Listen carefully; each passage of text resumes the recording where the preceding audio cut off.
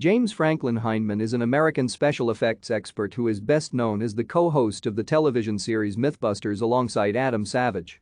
He is also the owner of M5 Industries, the special effects workshop where MythBusters was filmed. He is known among Robot Wars devotees for his robot entry Blendo, which was deemed too dangerous for entry in the competition. He is the inventor of the Sentry, an unmanned firefighting robotic vehicle. He is also one of the designers of the aerial cable robotic camera system Wavecam used in sports and entertainment events. Hyneman was born in Marshall, Michigan and raised in Columbus, Indiana.